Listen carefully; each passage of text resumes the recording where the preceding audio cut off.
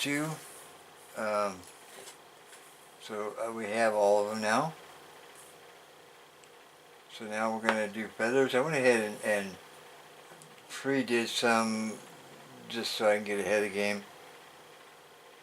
I just went ahead and put, like, there's 4 feathers, sometimes 5, and 3 beads. You know, you can do whichever way you like. I mean, whatever makes it look good to you, because it's your project. So there's, I think that looks cool, just 3 feathers. You could use 5 feathers. I mean,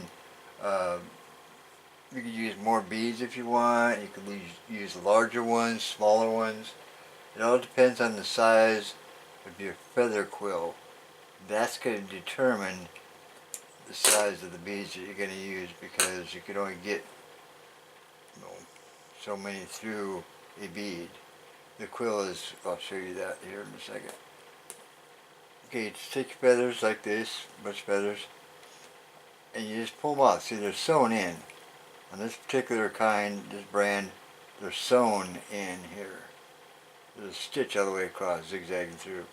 So I just take and grab the ones I want somewhere.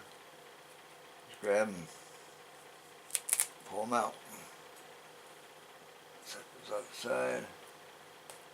That's kind of skinny one. The Joy. It says Joy. That's one. Yeah, that's right. So we got our feathers here. There's like 3 of them. That's cool. That'll work. 2, 3, 4. Way too many. I'll drop one. Yeah, there's 3. I'm using white and the black ones. Just add a little contrast, add a little thickness to it. Because these feathers are so thin that you can see right through them. That's why I add layers to it, because I want some thickness. I don't want it to be completely transparent. I want some thickness to it. Or you can do it however way you want. If you want a lot of transparency, use 2. It would be sufficient. And there's different ways you can hang these feathers. I've seen them, traditionally I've seen when they hang their feathers, they hang them going the opposite direction. I'll give you a quick example here in a minute of what that looks like. I like doing them this way. I like layering them. And then when you have them all together, you just grab them, kind of line them all up. How you want them to kind of sit. And all this stuff here, all this fuzzy stuff, just pluck it off with your fingers. You just want to pull that off and get down to the quill.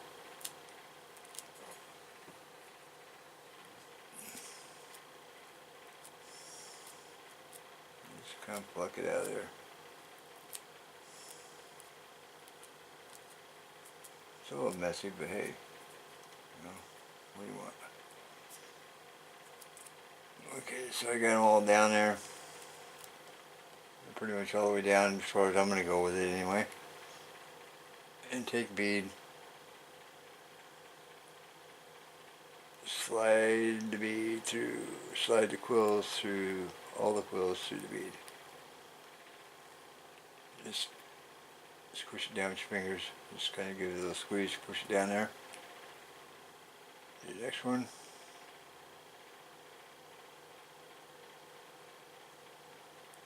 It's like threading a needle. You can be a seamstress by the time you're done. Threading a needle, threading a needle. Oh, this one. So sometimes they don't quite cooperate. Just kind of maneuver them in there. And you can do one at a time. I've done it that way. One at a time.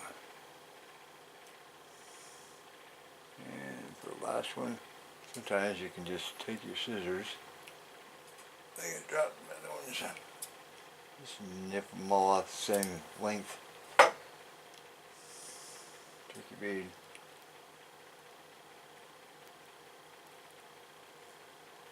Slide on there. There you got it.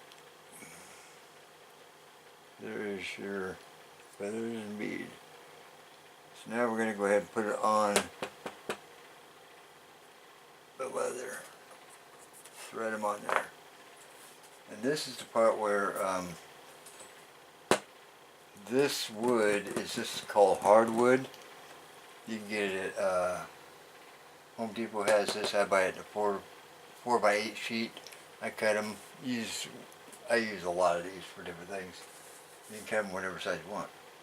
I just use them like this because you can use plywood, but I like this because if you're going to use plywood, you'll get wood splinters in your leather, and your blade will wander.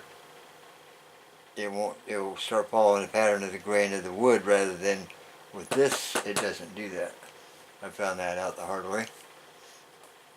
So, with that, we're going to get on to putting the feathers on. It's a good idea to grab something like one of these. You can get it at any hardware store, because you will need something strong to hold this down. Because we are going to be adding a lot of pull pressure on this. We're pulling it as we cut. Kind of stretching the leather.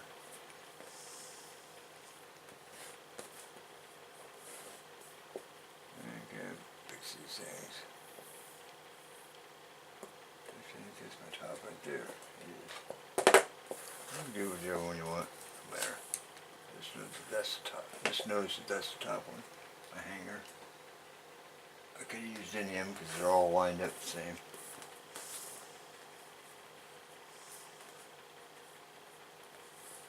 Okay.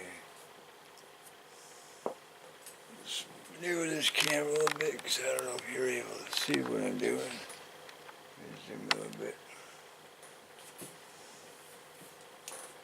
Okay, with this here, let's kind of spin them apart a little bit so you can grab one of them. Grab your blade. It's always a good idea to have a sharp blade because it will go right through it, and less frustration, believe me. You won't be so frustrated. I didn't cut through the first time. Okay. I get in as tight as I can in here, right in the middle. I don't know if you can see that very well. Let's zoom in a little more. Okay, just get in here real tight into where this is. Grab it, figure out where center is, push it down, you'll hear it and you'll feel it go through the leather and into the board. And then I'm pulling down on this strand. Pulling down on this strand here with my hand. I'm just pulling it to add tension to where it'll cut. Otherwise, it will not cut very well if you don't. Put it down through there. Pull down on that piece of leather.